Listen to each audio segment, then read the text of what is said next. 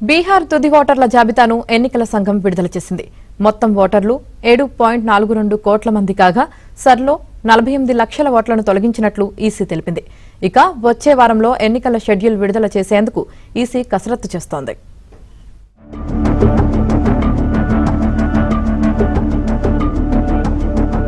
కొద్ది రోజుల్లో బీహార్లో అసెంబ్లీ ఎన్నికల నేపథ్యంలో తుది ఓటర్ల జాబితాను విడుదల చేసింది. స్పెషల్ ఇంటెన్సివ్ రివిజన్ కార్యక్రమాన్ని పూర్తి చేసిన తర్వాత ఓటర్లు తొలగింపులు, చేర్పుల తర్వాత బీహార్లో మొత్తం 7.42 కోట్ల మంది ఓటర్లు ఉన్నట్లు ఎన్నికల సంఘం తెలిపింది. ఈ జాబితా ఆధారంగానే అసెంబ్లీ ఎన్నికలు వెళతామని ఎన్నికల సంఘం తెలిపింది. ఈ ఏడాది జూన్ 24 నాటికి బీహార్ వ్యాప్తంగా 7.89 కోట్ల మంది ఓటర్లు ఉండగా స్పెషల్ ఇంటెన్సివ్ రివిజన్ కార్యక్రమాన్ని నిర్వహించాలని ఎన్నికల సంఘం నిర్ణయించింది. ఈ క్రమంలో ఎన్నికల సంఘం తుది ఓటర్ల జాబితాను విడుదల చేసింది. సర్లో మొత్తం 65 లక్షల మంది ఓటర్ల జాబితాను తొలగించగా ఆగస్టు 1 నాటికి 7.24 కోట్ల మంది ఓటర్లు ఉన్నట్లు ముసాయిదా జాబితాను విడుదల చేసింది. తుది ముసాయిదా సవరణ సమయంలో ఫామ్ 6తో 21.53 లక్షల ఓటర్లు చేరటంతో పాటు మరో 3.66 లక్షల ఓటర్లను తొలగించినట్లు ఈసీ పేర్కొంది. దీంతో సెప్టెంబర్ 30 నాటికి 7.42 కోట్ల మంది ఓటర్లు ఉన్నట్లు అధికారులు తేల్చారు.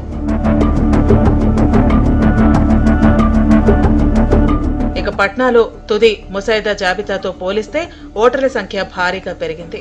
ఆగస్టు 1 నాటికి విడుదల చేసిన ముసాయిదా జాబితా ప్రకారం పట్నాలో 46,51,000 మంది ఓటర్లు ఉండగా సెప్టెంబర్ 30 నాటికి తుది జాబితాలో 48,15,294 మంది ఓటర్లు ఉన్నారు. నెల రోజుల వ్యవధిలో సుమారు 1.63 లక్షల మంది ఓటర్లు నూతనంగా చేరినట్లు అధికారులు తెలిపారు. బీహార్లో 22 ఏళ్ల తర్వాత స్పెషల్ ఇంటెన్సివ్ రివిజన్ ను ఈసీ చేపట్టడం విశేషం. ఓటర్ల తుది జాబితా ఆధారంగానే అసెంబ్లీ ఎన్నికలు నిర్వహించనున్నారు. తుది జాబితాను అన్ని జిల్లాల ఎన్నికల అధికారులకు పంపుతామని బీహార్ చీఫ్ ఎలక్టోరల్ ఆఫీసర్ తెలిపారు. వీరితో పాటు గుర్తింపు పొందిన జాతీయ, రాష్ట్ర రాజకీయ పార్టీలకు తుది ఓటర్ల జాబితాను షేర్ చేస్తామన్నారు.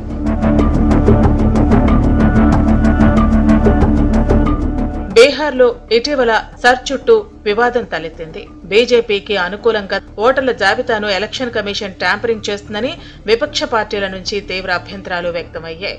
ఓటర్ల సమగ్ర సవరణ ప్రక్రియను నిలిపివేయాల్సిందిగా కోరుతూ సుప్రీంకోర్టులో పిటిషన్లు దాఖలయ్యాయి. అయితే విజ్ఞప్తులను తోసిపుచ్చిన అత్యున్నత న్యాయస్థానం తుది జాబితా ప్రచురించిన తర్వాత ఏవైనా అవకతవకలు జరిగినట్లు తేలితే మొత్తం ప్రక్రియను ఆపేస్తామని హెచ్చరించింది. తదుపరి విచారణను అక్టోబర్ 7వ తేదీకి పిటిషన్ వాయిదా వేసింది. అసెంబ్లీ ఎన్నికల సన్నద్ధతను సమీక్షించేందుకు ఎన్నికల కమిషన్ టీం అక్టోబర్ 4, 5 తేదీల్లో బీహార్లో పర్యటించనున్నట్లు తెలుస్తోంది.